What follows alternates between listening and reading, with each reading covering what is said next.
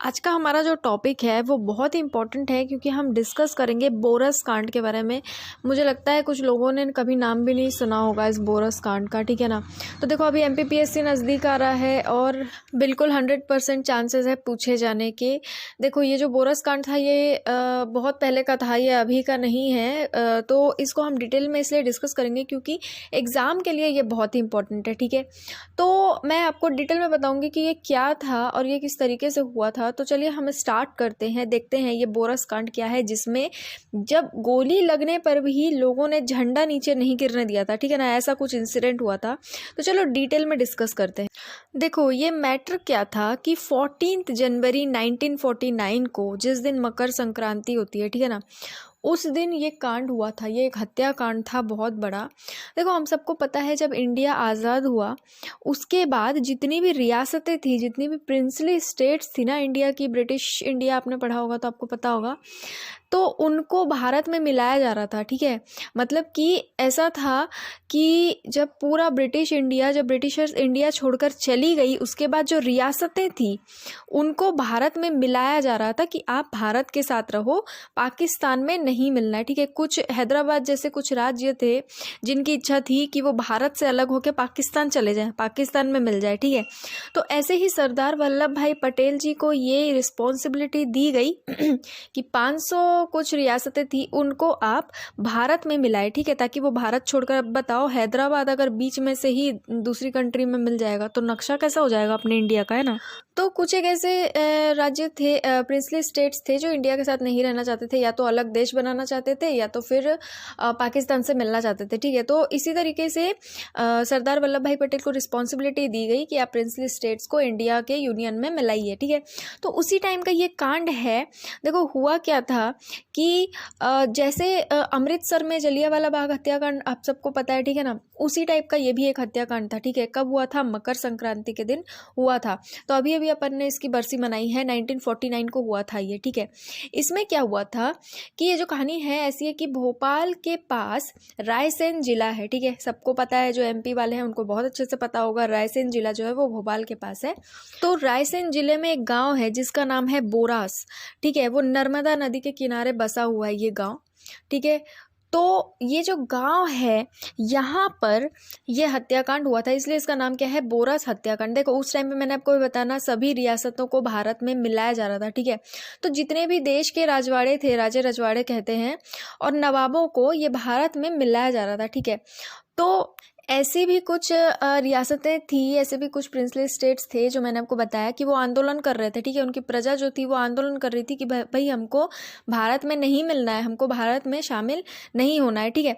तो भोपाल रियासत जो थी ना, भोपाल प्रिंसली स्टेट, वो इनमें से ही एक थी, ठीक है। तो उस टाइम भोपाल प्रिंसली स्टेट के अंदर ही ये रायसेन आता था जिसके अंदर ये विलेज है बोरास, ठीक है। तो भोपाल का जो नवाब था हमीदुल्ला खान, वो इंडिया में शामिल नहीं होना चाहता था, ठीक है।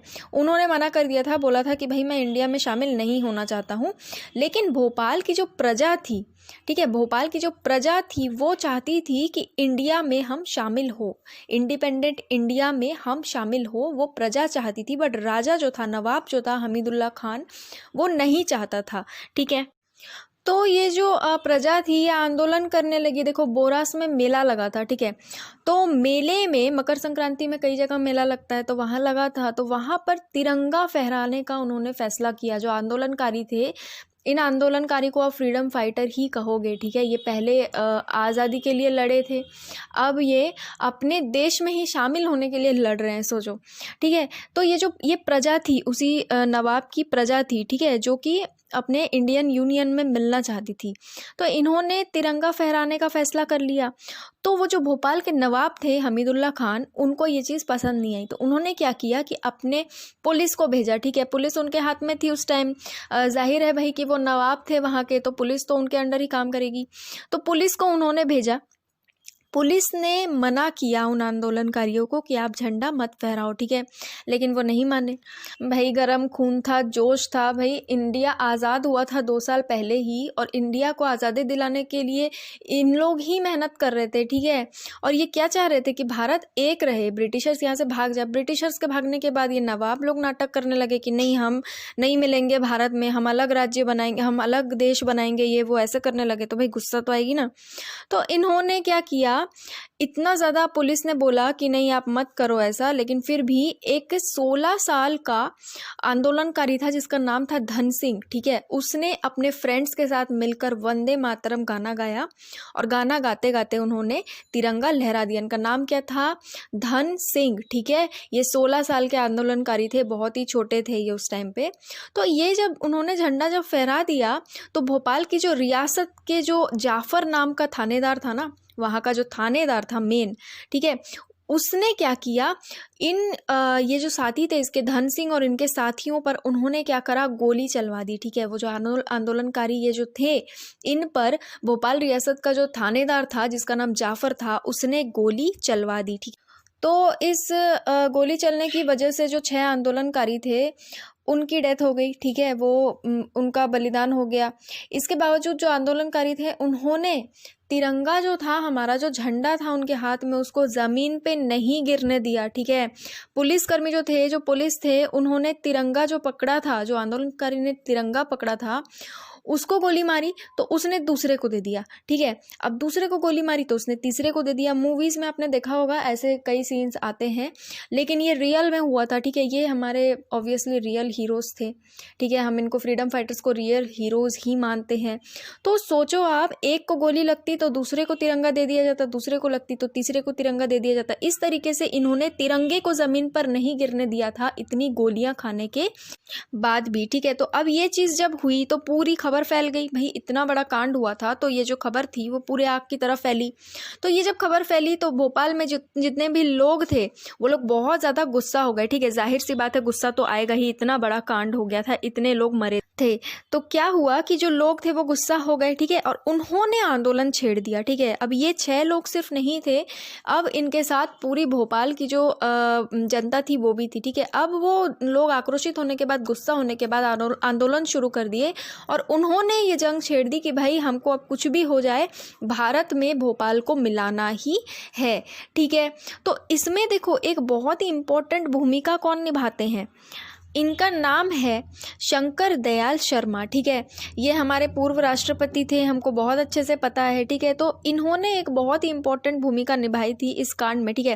देखो बोरस कांड में क्या हुआ था कि उनके पास कोई हथियार तो था नहीं, जो आंदोलनकारी थे, फ्रीडम फाइटर ही कह लो, ठीक है। तो उन पर जो गोली चली थी ये बहुत ही बुरा हुआ था, ठीक है। तो सरदार वल्लभ भाई पटेल को जब पता चला तो उनको बहुत बुरा लगा, और उन्होंने तुरंत इंटरसेप्ट किया, इस चीज़ को हस्तक्षेप किया, इसमें इंटरवीन किया, और 30 अप्रैल 1949 को मर्जर एग्रीमेंट पर साइन करवाया, ठीक है। अब इतना बड़ा कांड हुआ तो सभी, पूरी जनता आंदोलन करने लगी कि नहीं अब तो कुछ भी हो, हमको तो भारत में मिलना ही है। तो शंकर दयाल शर्मा भी बहुत इंपॉर्टेंट भूमिका निभाया, मैंने आपको बताया अभी।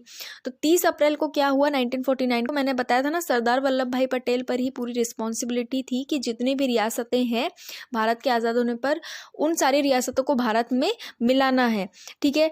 तो 30 अप्रैल 1949 को मर्जर एग्रीमेंट मतलब मर्जर का मतलब मिलाना, ठीक है। मर्जर एग्रीमेंट पर साइन हुआ, और इंडिया की आज़ादी के 2 साल बाद यानी कि 1 जून 1949, मतलब कि 30 अप्रैल को एग्रीमेंट साइन हुआ और 1 जून 1949 को भोपाल को स्वतंत्र भारत में मिला दिया गया।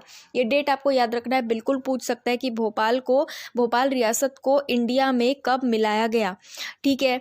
तो देखो ये जो बोरस कांड था, ये मुझे पता है कि कुछ लोगों को नहीं मालूम होगा और कुछ लोगों को मालूम भी होगा, तो जिन्हें नहीं मालूम है वो पढ़ लो, क्योंकि अभी जो अपना MPPSC का पैटर्न है वो बहुत ज़्यादा चेंज हो गया है, ठीक है। तो अपने को ध्यान रखना है कि कोई भी क्वेश्चन आए अपने को छोड़ना नहीं है।